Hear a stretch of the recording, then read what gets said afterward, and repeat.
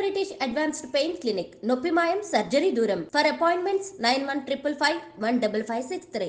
ఒక క్వశ్చన్ చేశారు, అది నువ్వు చెప్పింది రైటే, 9 కోట్ల మంది అది ఇది ఒక ఆ పాయింట్ కాకుండా యాజ్ ఏ ఆడియన్ నన్ను ఒక క్వశ్చన్ అడిగాడు. సోహెల్ నీ ఫ్రెండ్ కదా, ఇప్పుడు అందరికీ అవైలబిలిటీ అయిపోతాడు, అందరినీ చూసేస్తారు, పెద్ద ఉన్నవాళ్ళు చూసిన వాళ్ళు మళ్ళీ ఇంట్రెస్ట్ చూపించరు, టికెట్లు తక్కువ తగ్గుతాయి,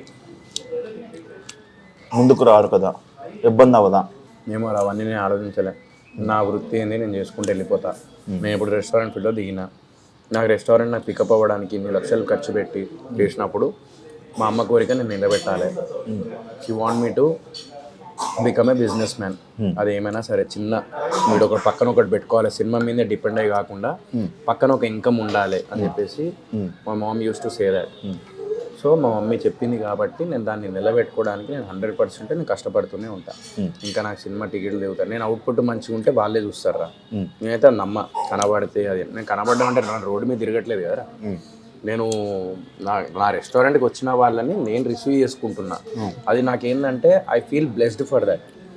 ఇప్పుడు నా కోసం టికెట్ కోసం వెళ్తున్నారా, నా కోసం థియేటర్ దాకా వెళ్ళి టికెట్ దిగింది మిస్టర్ ప్రెగ్నెంట్ అప్పుడు వెళ్ళి చూసారు, బుట్కట్ వాళ్ళ కాంట్రవర్షియల్ వెళ్ళి చూసారు, ఒక 150 పెట్టి టికెట్ కొన్నారు అంటే వాళ్ళు నా కోసం కొన్నప్పుడు నేను వాళ్ళ కోసం నేను ఇక్కడ ఎందుకు అవైలబిలిటీ ఉండదురా.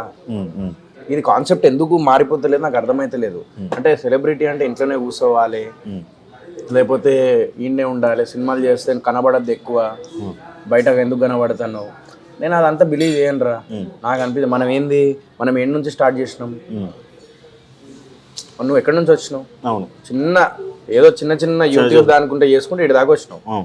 ఇప్పుడు మనం రోడ్డు మీద కూర్చొని ఇంటర్వ్యూ చేయమన్నా మనం చేసేంత మనకేం అనిపించదు, ఎందుకంటే మనం ఆ నుంచి స్టార్ట్ చేసినాం కాబట్టి మన రూట్స్ తెలుసు కాబట్టి నేను ఇవన్నీ నేను ఆలోచించా, నాకు అనిపించింది చేసుకుంటూ వెళ్ళిపోతా. మంచి కంటెంట్ ఉంటే డెఫినెట్లీ వాళ్ళే హిట్ చేస్తారు. అంటే లైక్ ఇదే ఎందుకు పాయింట్ అంటే లైక్ సినిమా లాస్ట్ టైం సినిమాలు ఏవైతే ఉన్నాయో కొన్ని టికెట్లు తెగడానికి రీజన్ కూడా ఇదే, సోహెల్ అవైలబిలిటీ ఎక్కడ పడితే అక్కడికి వెళ్ళిపోతారు, ఏ పార్టీ కొడితే ఆ పార్టీకి వెళ్ళిపోతారు, ఎక్కడ పడితే అక్కడ. దానివల్ల ఒప్పుకోవాలి కదా మనం అవుట్పుట్.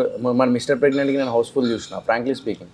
నువ్వు ఇప్పుడు కూడా ఇన్స్టాగ్రామ్ నాకు వెళ్ళి చూడు, నేను థియేటర్కి విజిట్ చేసినప్పుడు 3 days వరకు తిరిగిన, నాకు మొత్తం మల్టీప్లెక్స్ నాకు ఫుల్ అయిపోయినాయి, అన్నీ ఫుల్ అయిపోయినాయి. మరి మిస్టర్ ప్రెగ్నెంట్కి ఎందుకు వెళ్ళారు? Because it's a content.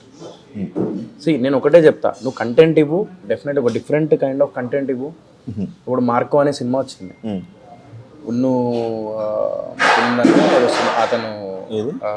అతను హీరో పేరు మలయాళం హీరో, మార్కో హీరో. అతను ఎన్నో క్యారెక్టర్స్ చేసిండు, ఈవెన్ అనుష్క శెట్టి గారితో కూడా ఒక సినిమా చేశారు.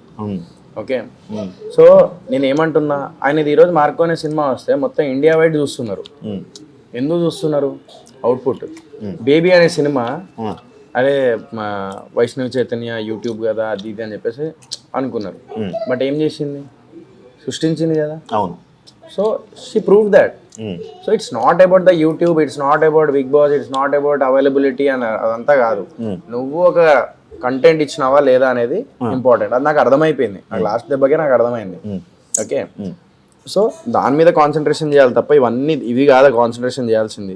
బయట కనబడకపోతే, ఆయన బయట కనబడితే సినిమాలు రారు, మరి కనబడకపోయినా కూడా నీ కంటెంట్ బాగపోతే రారా, దాన్ని ఏమంటావు? రెస్టారెంట్ పెట్టాక కూడా వచ్చిన బాధపడుతున్నావా? దేనికి? అమ్మగారు చూడట్లేదని. అవును, అమ్మగారిని ఇక్కడ కూర్చోబెట్టి తినాలి, 100% బాధ ఉంటుంది కదరా. ఎందుకంటే నేను 2 weeks ఒకసారి మమ్మీని నేను రెస్టారెంట్ తీసుకెళ్ళేటప్పుడు మా మామయ్యకి వీళ్ళకి చెప్పేది, నేను తమ్ముడు అదే అనుకుంటాం. తమ్ముడు కూడా మా మమ్మీ లైక్ దేవుడి దగ్గరికి వెళ్ళిపోయిన తర్వాత అప్పుడు వాడు సెటిల్ అవ్వడం స్టార్ట్ చేసింది. అంటే అక్కడ అంటే వాడి గ్రోత్ మా మమ్మీ చూడలేకపోతుందని వాడు బాధపడుతున్నాడు. నేను ఇంటీరియర్ డిజైనింగ్ స్టార్ట్ చేసిండు వాడు, క్యూ స్పేస్ ఇంటీరియర్స్ అని. బాగుంది, కూడా బాగానే నడుస్తుంది ఇప్పుడు అల్హమ్దులిల్లా, like it's going well. So దేవుడి దయ వల్ల, అందరి దయ వల్ల బాగానే నడుస్తుంది. సో అందరి బ్లెస్సింగ్స్ ఉన్నాయి, నేను అదే బిలీవ్ చేస్తాను. సో నేను అది తమ్ముడు చూడట్లేదని తమ్ముడు బాధపడుతున్నాడు, అంటే లైక్ మమ్మీ ఉంటే బాగుండు అని. నేనేందంటే రెస్టారెంట్ బిజినెస్ స్టార్ట్ చేసినప్పుడు అరే మమ్మీ ఉంటే బాగుండు, హ్యాపీ ఫీల్ అయ్యేది అని చెప్పేసి అదొకటి ఉంది. సో అది ఉంటుంది ఆబ్వియస్లీ. నేను ఇప్పటికి కూడా నిన్ననే ఐ స్వేర్ చెప్తున్నా, మా అమ్మ వింటుంది నాకు తెలిసి, నేను నిన్న కార్లో కూర్చొని, నేను ఒక్కడిని కార్లో కూర్చొని 11:30కి ఇది అయిపోయిన 12కి వెళ్తున్నాను ఇక్కడ నుంచి. ఇంటికి వెళ్ళేటప్పుడు కార్లో కూర్చొని మా మమ్మీ వెనక కూర్చునేది, నేను హాస్పిటల్ తీసుకెళ్ళేటప్పుడు. నేను అమ్మి అమ్మి అని చెప్పేసి నేను ఊరికే మాట్లాడుతున్నా, నేను మమ్మీ ఉన్నట్టు మాట్లాడుతున్నా. అమ్మి ఓ పిల్లో సర్కే పాస్ లగాలో, అమ్మి రెస్టారెంట్ జాకే అమ్మి కైసా హై ఖానా, అన్ఎక్స్పెక్టెడ్. అట్లా నేను మాట్లాడుతున్నా. నేను ఓకే, నువ్వు మాట్లాడుతున్నా. మళ్ళీ ఇదేమంటారు, ఇంట్లో ఒక్కడనే ఉన్నా నిన్న సాయంత్రం ఒక్కడనే ఉన్నా, అక్కడ కూడా మాట్లాడుతున్నా. ఉన్నప్పుడు వాల్యూ తెలియదురా, తల్లిదండ్రులది ఉన్నప్పుడు ఏంటంటే మనం పొద్దున్న వెళ్ళి సాయంత్రం వరకు వస్తాము, మన పని మనం చూసుకుంటూ అందులో ఉంటాం. మా ఇంట్లో కూర్చొని అమ్మి అమ్మి అని చెప్పేసి అనుకుంటా అంటే ఆ బాధ ఘోరంగా ఉంటుంది. అమ్మ అమ్మ అమ్మ అని చెప్పేసి నువ్వు లాస్ట్ మూమెంట్లో నువ్వేం స్పెండ్ చేసినావు ఏంది అనేది అవన్నీ గుర్తొస్తాయి. అందుకే అంట నేను, ఎవ్వడు ప్రపంచంలో ఎవ్వడు ఏమనుకున్నా కూడా నేను అమ్మ తల్లిదండ్రుల్ని నువ్వు మంచిగా చూసుకొని వాళ్ళతోని ఉన్నదాంతో ఉన్న డబ్బులతోని ఉన్న లైఫ్తోని సంతోషంగా వాళ్ళతో హ్యాపీగా ఉండు అంటాను. అదొక్కటే అనుకుంటా నేను. ఆ తల్లిదండ్రి ప్రేమను ఎవ్వరు అది నువ్వు ఎంత చేసినా కూడా అంత ప్రేమ నీకు ఎవ్వరికి. సడన్గా జరిగిపోయింది. అది డయాలసిస్ నడుస్తుండే, నేను కానీ తమ్ముడు కానీ కిడ్నీ ఇద్దామని రెడీ అయిపోయాను. అది ఏందో బ్రీతింగ్ ప్రాబ్లం వచ్చింది, వెళ్ళినాము. అది ఫిట్స్ వచ్చేసినాయిరా.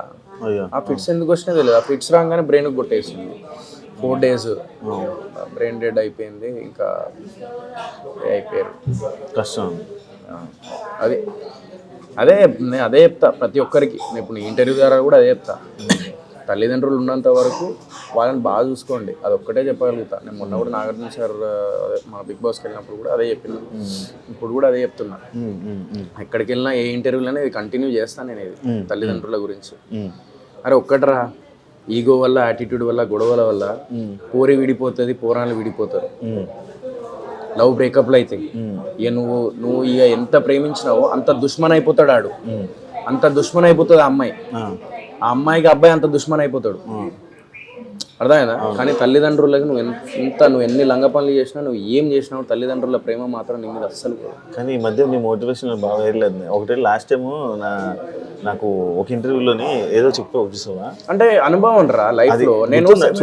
నేను 17 years ఉన్నప్పుడు నేను ఒక్కడనే హైదరాబాద్ వచ్చి ఇక్కడ డిగ్రీలో 18 years అప్పుడు నేను ఒక్కడనే హైదరాబాద్ వచ్చి నేను ఇక్కడ సినిమా కొత్త బంగారు లోకం చేసిన ఒకటే రూమ్ లో 12 మంది ఉండి, అలాంటి లైఫ్ నుంచి లీడ్ చేసిన నేను. అలాంటి దగ్గర నుంచి చాలా మందిని జనాల్ని చూసుకుంటూ వచ్చిన నేను, మా పరిచయాలు పెరిగినాయి, ఎంతమందిని చూసిన నేను. ఇవన్నీ ఎక్స్పీరియన్స్ నాకు. ఎవరికి ఎప్పుడు వాల్యూ ఇవ్వాలి, ఎట్లున్నా లేనిది అనేది అదంతా. ఈవెన్ నా లాస్ట్ సినిమా కూడా నాకు ఒక ఎక్స్పీరియన్సే. నాకు ఒక తప్పు తెలుసుకున్నా, కంటెంట్ ఈజ్ ఇంపార్టెంట్, నేను అది ఖచ్చితంగా ఇస్తాను. నేను అందరు అంటారు నీకు సినిమాలు సెట్ అవ్వవు, లేకపోతే ఏదవ్వవు అది అని. కానీ నేనేమంటానంటే, నేను కష్టపడి మంచి కంటెంట్ తీసుకుంటే డెఫినెట్లీ ముందుకు వెళ్తా. వీళ్ళ మాటలు విని మనము డిమోటివేట్ అవ్వద్దు. నీ క్యాపబిలిటీ ఏందో నీకే తెలుస్తుంది. కాబట్టి ఇప్పుడు నువ్వు కూడా చేసేటప్పుడు అరే ఎందుకురా జాబ్ చేసుకో అనే ఉంటారు నిన్ను కూడా. అందుకే జాబ్లో జాయిన్ అయిపోయింది. అది ఏ జాబ్ లో? నా ఛానల్ పక్కన పెట్టి వేరే ఛానల్లో జాయిన్ అయ్యింది. అవునరా, ఏదైతే నువ్వు నీ వృత్తి ఆపుకోలే, వృత్తి అనేది నేను వృత్తి ఆపుకోలే కదా. అర్థమైందిలే, అదేలే. నువ్వు జాబ్ లో జాయిన్ అయినావు, గోల్డ్ రింగ్లు కొన్నావు, డైమండ్ రింగ్లు కొన్నావు, 2 సంపాదిస్తున్నావు. ఐ డ్రీమ్ లో బాగా శాలరీ 3.5-4 లక్షలు ఇస్తున్నారు జీతం అని చెప్పి నెలకు 4 లక్షలు 3 లక్షలు సంపాదిస్తున్నావు అంటే నువ్వు గ్రేటర్ రా నిజంగా. నువ్వు హ్యాట్స్ ఆఫ్ టు యూ, నిజంగా సో హ్యాపీ ఫర్ యూ. అలాగే 1 లక్ష నెలకి ఫండ్స్ ఇవ్వాలా, నెలకు ఒక మీ యూట్యూబ్ సబ్స్క్రైబర్స్ కి ఇవ్వు. ఇన్ని రోజులు నీ మీద నమ్మకం పెట్టుగా సబ్స్క్రైబ్ చేసుకున్నారు, వాళ్ళకి ఇచ్చేసి ఏదన్నా అయిపోయిందా.